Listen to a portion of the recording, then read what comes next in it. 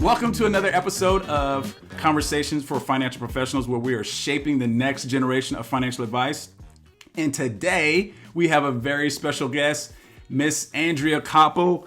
Andrea, you are founder and CEO of College to Career Academy, which helps college students and grad students alike of all ages fast-track their job search and build actionable game plans to find the careers they love. You are also a fellow podcaster and the host of Time for Coffee and founder of Time for Coffee, a company with the mission to empower over 1 million students to turn their degrees into careers they love. So it's time for coffee and it's time for conversation. Welcome to the podcast.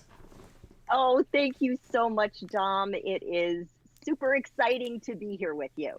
No, I am so glad you were so gracious to come on. And I think we're going to have a real fun time discussing from college to career advice for this pandemic and beyond. We're in the post-pandemic age, I guess, now. So how has life been for you in this post-pandemic age? The post-pandemic? Well, I just got my second shot last week. So I guess I have another week to go before it's really going to be post-pandemic. But I feel great. I feel very optimistic about what lies ahead for all of us. I think obviously, I'm not trying to be Pollyannish here. I think we're going to have some challenges, and certainly getting young people jobs is one of them. But having said that, I think with the right tools and tactics, we'll get there. I think that's a real good attitude to have. Matter of fact, I think that's the attitude that the job seeker needs to have in this day and age, because there are a lot of opportunities. Whereas there's either a Chinese proverb or something that says, there's chaos and opportunity, or that chaos is the same symbol for opportunity. So I think that attitude is the type that we want the audience to have, definitely when we're talking about this conversation and others. So let's talk about, I want to do something a little different than what I normally do. And I want to dive right into, where did this personal mission of yours to empower 1 million students come from? Because that is one of those bigger than myself missions that you need a lot of people to help you with. And I just wonder, what was your inspiration behind that? I love that question. And I want our readers to grab their cup of coffee and just sit back, because my answer is going to take us back a few years. I'm just going to try to sum up what I have done over the last 35 years of my professional life. I am currently in, depending upon how you count, my fourth or fifth industry. I started my career as a journalist, and I spent 20 years doing that. Then I pivoted into public relations. I did that for a couple of years. And then I moved into the nonprofit world. And it was while I was working for a global humanitarian and development organization called Mercy Corps that works in over 40 countries around the world, mostly conflict-affected, fragile countries, dealing with all kinds of issues, that they taught me that if you are going to solve some of these big issues, you have to get to the root cause. What is driving poverty? What is driving conflict? Because the solution is not about helping 50 people or 500 people. It's about helping 500,000 people or 5 million people. So 4 years ago, I quit that last job to be a full-time stay-at-home mom, because I only have one child. He was 13 at the time. And I wanted to deepen my relationship with him, Dom. And for the first time in my professional life, I had what some people call radical headspace. I was able to dream. I wasn't getting my, the white matter or the gray matter in my brain wasn't getting distracted by work-related things. And I had a period of about a week when a ton of people from various points in my life reached out to me for career advice. Now, that was not unusual. I've always had people asking me for career advice, much as I'm sure they do that with you. But what made this unusual is that it happened in a concentrated period of time. Mm. And I was thinking, this is so inefficient. There's obviously a problem. These young people need career advice. They want to talk to me, but there's only one of me, and I have to reinvent the wheel every time I'm talking to someone. Where is the platform where they can go to get career advice, not just from Andrea Koppel, but from Dominique Henderson and from all of these other amazing professionals on demand? And I looked for it and I couldn't find it. And I said, at the same time, Dom, I was spending a lot of time walking my dog, cleaning the house, binging on podcasts for the first time ever. And I thought, well, gosh, if I'm going to scale this solution, why don't I just create a podcast? I've been a journalist. I know how to interview people. Yeah. And so I started interviewing professionals in dozens of different industries about what they do in their jobs and how they built their careers as a way of helping these college students, grad students, and young professionals to hear directly from people doing these jobs what they're really like, to help them then envision how they can take their degrees and turn them into careers they love. No, I think so. That, man, there's so many rabbit trails and nuggets in that, because you talk about the headspace that gets cleared up, and I know primarily we may be talking to an audience of people that are going to go the traditional route and go to four-year school or grad school or whatnot. But I remember when I left corporate and started my own, and the amount of mental capacity that I had that was freed up, that would, I wasn't worried about somebody's job and clocking in and their ideas and serving their clients. I finally got that time to just go, and the level of creativity, I think, rose. So that is something to be said about taking some type of sabbatical, right? So there's that idea from whatever you used to do or whatever you're used to doing. And I wonder how often that piece of advice comes into the advice that you give your clients, because just a breakup of the norm. Would you agree with that? I definitely think having time to sit and reflect is really important, and especially in this 24/7 world, right? Where you cannot get away from it because this thing is always in our hands. And you're getting alerts, whether it's on your phone or your laptop, or you're constantly bombarded with information. And that is why I feel my mission is even more important, because I help young people, especially those who are confused, overwhelmed, anxious, and not able to think straight about how to take all of this amazing knowledge that they've learned at university, at grad school, and then translate it, because that's what you're doing. Translate it into that first career that will interest you, because P.S., this generation is going to have 17 jobs about over 4 to 5 different careers.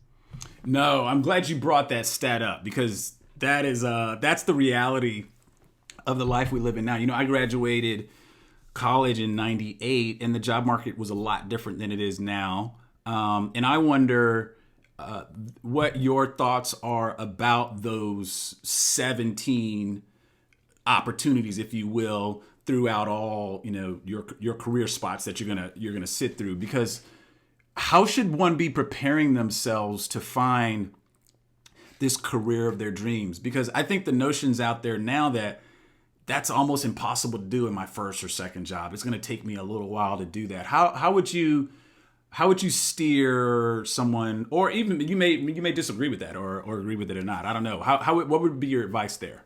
Well, there's a lot there, so I'm going to unpack that Yeah, yeah, yeah, now. yeah. And I would say,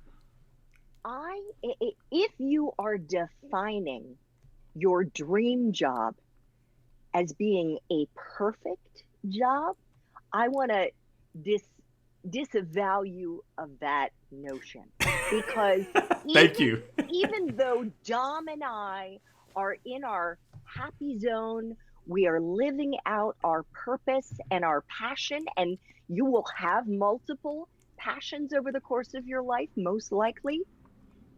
I can tell you, I have days that suck as the head of my small company and building my business. It is not all rainbows and butterflies.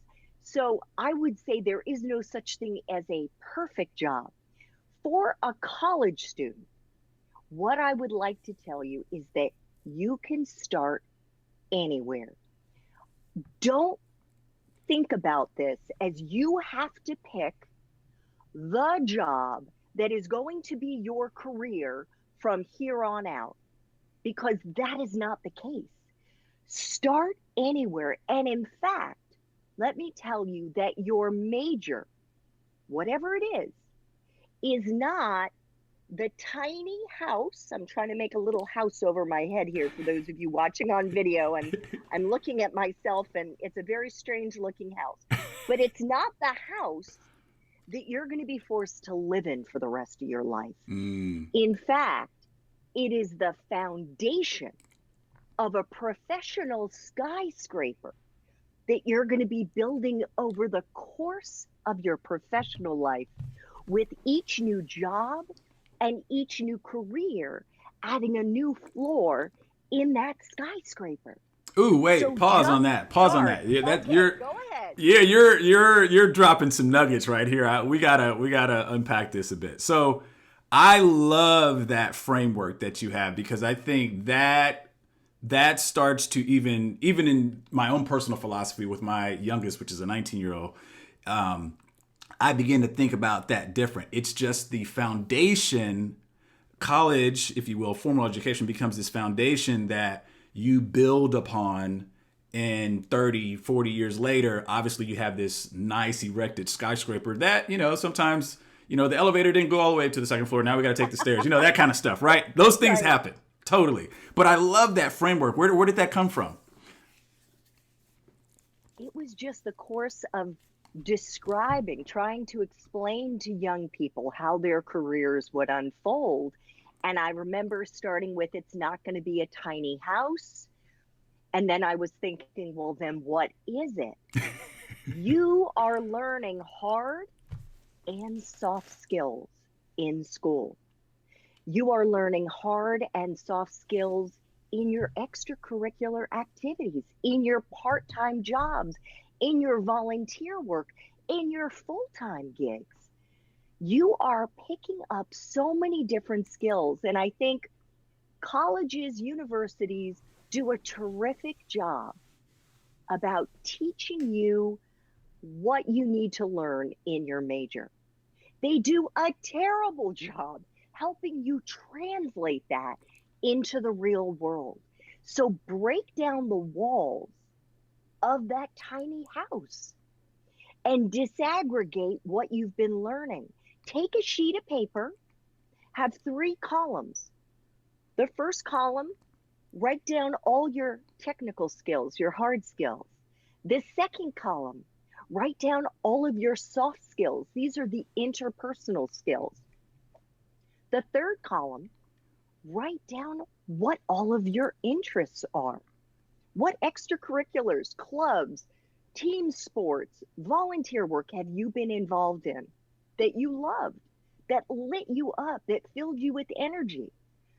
Now take the hard and soft skills, and those align with different job functions, whether like Dom, that's in finance, or whether it's more technical in computers or engineering or marketing or communications, or project management, the interests align with different industries. All of those job functions are cross-cutting into those industries. That is how you can start your career journey. I think a lot of people don't think about that from the process that you just said, because they often, I think they get it backwards. They think hard and soft skills and they start trying to match industry and not necessarily job function. I think the other gap, and I would love for you to chime in on this, give your 2 cents, is that there's this notion, and I know at least with my kids, there's this notion around hitting the easy button and wanting to skip the process. And it's like, there's no easy button at 19. Trust me. I mean, if it was, I would have found it. There's not an easy button. You're going to have to go through the process. So I wonder if you can kind of speak to that, because I have these career consultations with aspiring financial professionals or even current ones that are like, hey, Dom, I'm looking at what you're doing or other people, and I'm saying, I want to be there, and the time is running out. And I'm like, so how old are you? 30. I'm like, 30? I mean, come on now. Give yourself a little bit more time to, mature and hit your stride. And so to that person that may be feeling a little anxiety ridden, Andrea, what would you give them as some words of wisdom around just embracing the process? All right. So maybe I'm speaking to your 19-year-old right now, Dom. And what I would say is, you are looking at this as if there's a recipe that you go into the cookbook that's in the kitchen, or you go online and to allrecipes.com and you pull up that beautiful recipe for lasagna. And you go into the refrigerator and you're pulling out the ricotta and the cheddar and the noodles. Well, maybe your noodles aren't in the refrigerator, but whatever. And you start assembling that beautiful lasagna recipe, and you get the oven set to 375 and you put it in, and 45 minutes later, you take it out of the oven, and there is your beautiful career, your beautiful, ideal career with a crispy crust. That is not the way that you are going to find your passion and purpose. Instead, I want you to think about this as if you are a mad scientist in a laboratory, and you've got those test tubes and the Bunsen burner, and you're throwing shit in test tubes, and maybe you're even blowing stuff up. Maybe your face gets covered with all that soot, and you're like, what the hell is going on? And that is a metaphor for maybe you failed or you got fired, the way I did twice in my professional life.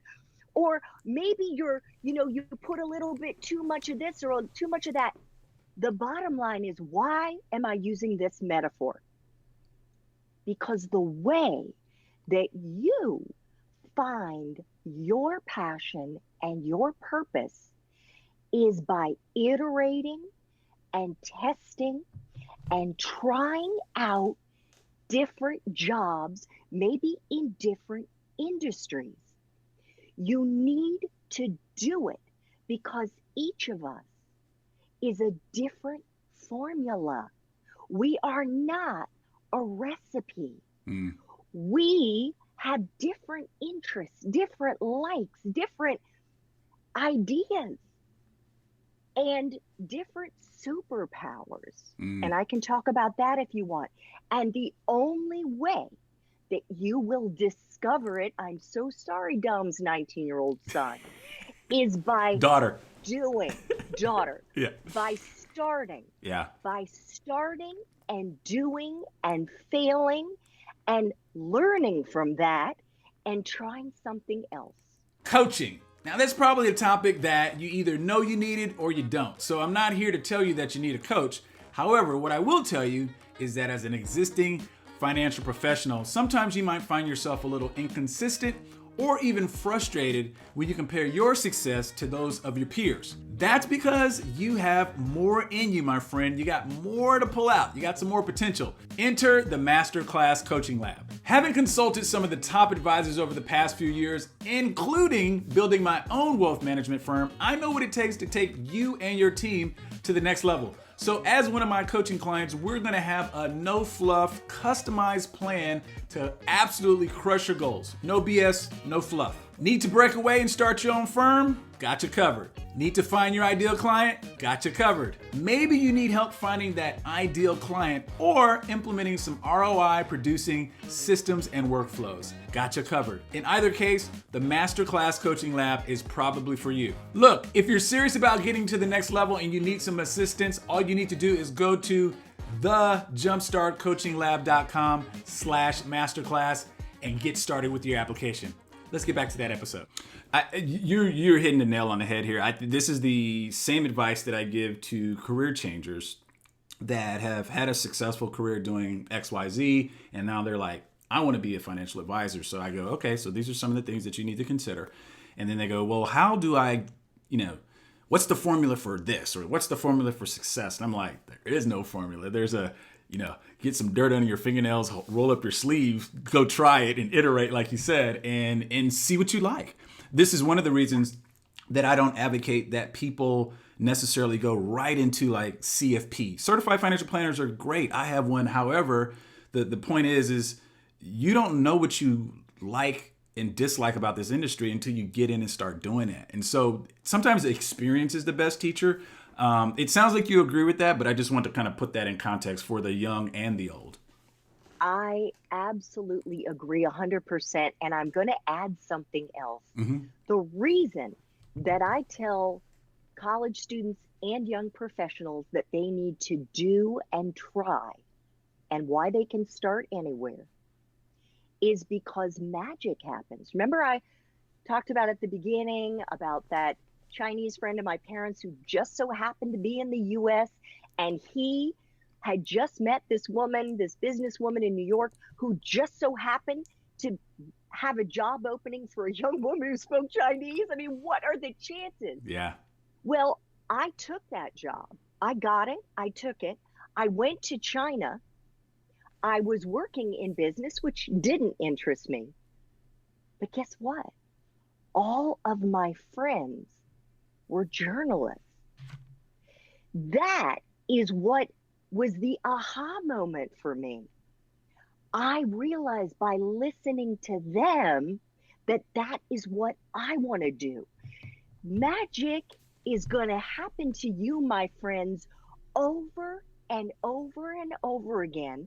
You can't look in a crystal ball to know where it's going to happen and exactly when it's going to happen, but it will happen. You are going to learn when you start that first job, either that you like it or you don't.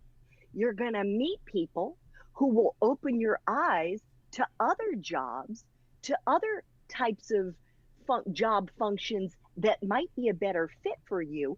Who can predict this? Yeah. You may then pivot in that direction. So just get started in one place. And for those who think they may want to be a financial planner, what Dom is saying to you is just go try whatever. You may discover that you like whatever it is you're doing next better than what you would like if you became a financial planner. We want things to be mapped out for us, right? We want that recipe, but there isn't a recipe. It is a formula that you discover by doing and testing and iterating. No, I love that. I think the one benefit for doing this podcast, I've got so many different sides of Dominique. This is obviously the creative, more Renaissance man guy doing the podcast. But I'm gonna bring into something that I've heard and had these conversations with other people. We had Seth Godin on. We recently had on Dr. Annie and Prima was talking about the messy middle, which is exactly what you're talking about. This messy middle of our lives where all these nice nuggets and truths come out in perspective. And Seth gave the the advice to say, hey, if you want to be a financial planner, okay, great. Go take, 3 or 4 circles of your friends and organize some Zoom meetings and start giving them, advice on how to do this and how to do that. And he was like, if you can't put that together, you're probably not going to be that successful.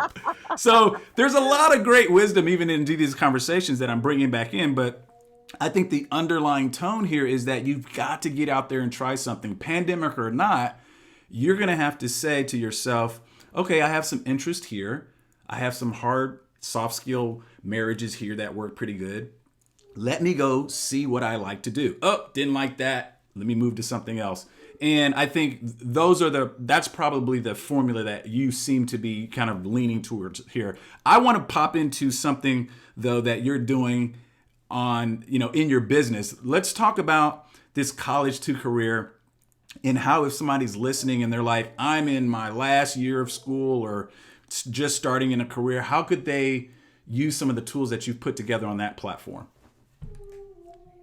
So the College to Career Academy is where I coach students one-on-one for the most part. The College to Career Boot Camp, which is running in May, June, and it may run later in the summer as well, is where I help those students who are confused, who are stuck about what they want to do.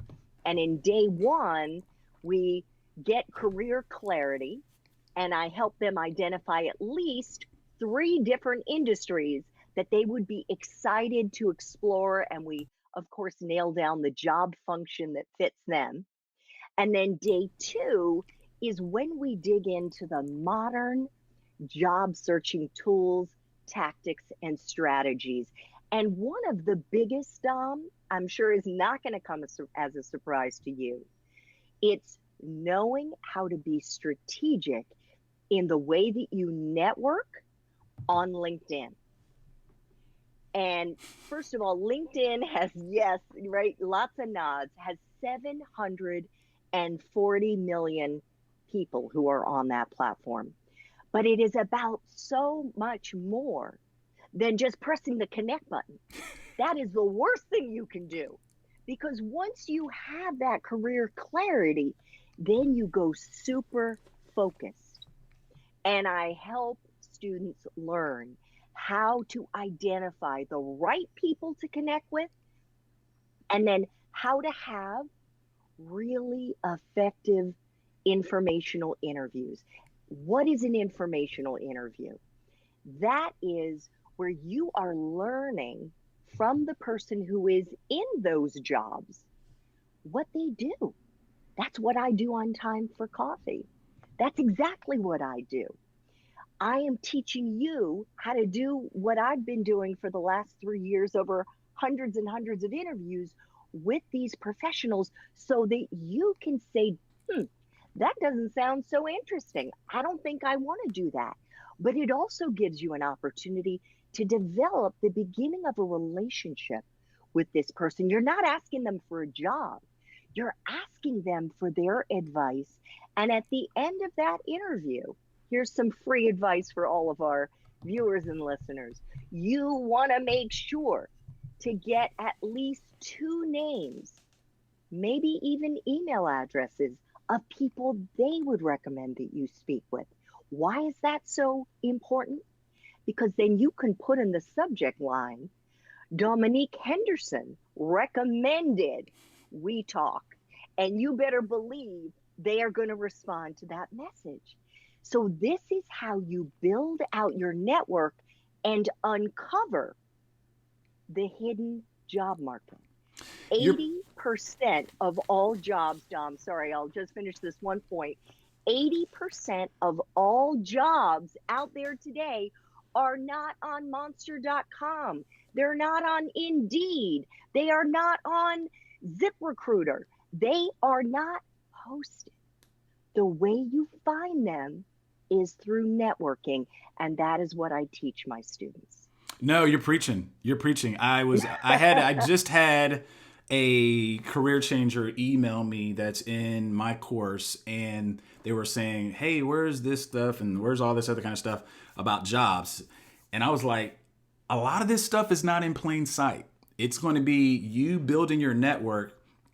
I get so much stuff now that I'm like, there's stuff everywhere, but I realize I have a extremely large network after 20 years in the industry. And so I'm in these different circles or groups and I see people post jobs all the time. And it's just the effort that I've put in over the years that has afforded me this particular perspective. But I hear what you're saying. I think that one of the major skills for a professional nowadays to develop is their ability to network. And since it's not just hand-to-hand combat and face-to-face anymore, it's LinkedIn. You got to figure out LinkedIn. You got to figure out these other social platforms so that you can still relay the same type of personality and human nature that you do have on social. So I love that you said that. I think that's great advice.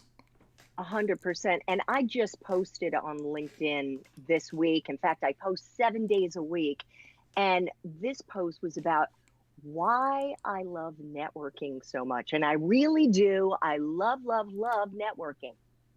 And I hope to help you learn to love it too. Because what makes it so special for me is that I feel like I'm making a new friend.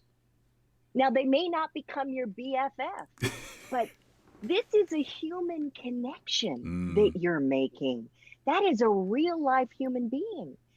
And you want to make a heart to heart connection right off the bat, just the way Dom did, asking me how the pandemic was affecting me, how I was dealing with this post pandemic world. You know, we are human beings. We are all going through and have all gone through the pandemic together. But we all have ups and downs in our lives.